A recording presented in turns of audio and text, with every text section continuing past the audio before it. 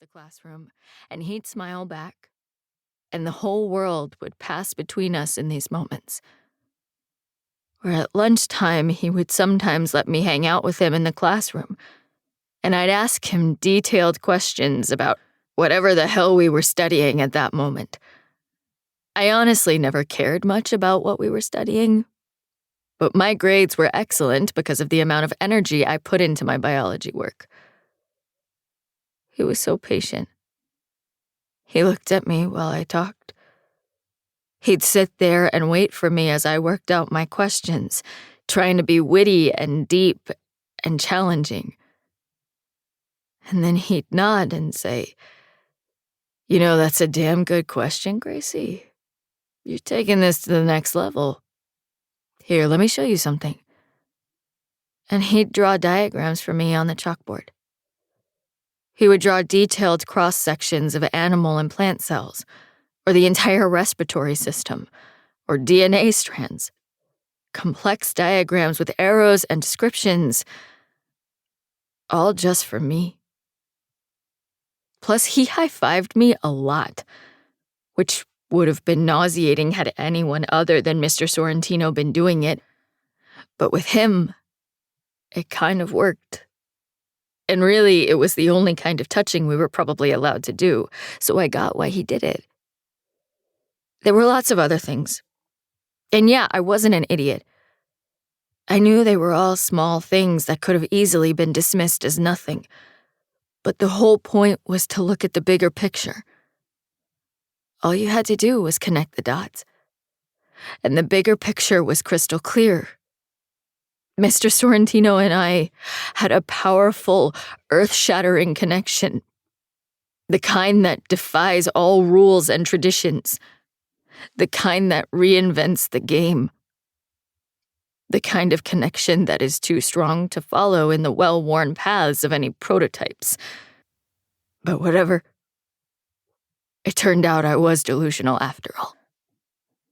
It was the last performance of the school's production of Macbeth, in which I played one of the three witches. I hated drama, but I had auditioned for the part after Mr. Sorrentino had called me a witch for getting 100% on a pop quiz. I figured maybe it turned him on to think of me that way, and that it couldn't hurt to play out the fantasy. Black gown, hat, and all. As I got off the stage for my second scene, Mr. Sorrentino came up to me and pulled me over to where a brunette lady stood. "Gracie, I'd like you to meet Judy, my fiancée. She's going to be doing some substitute teaching here starting in the new year." Judy had voluminous hair and smiled so broadly that it looked like she had about 4,000 teeth. She had freckles and thick eyebrows, and she was wearing this Dillard's-looking Christmassy dress with little Christmas tree ornament earrings.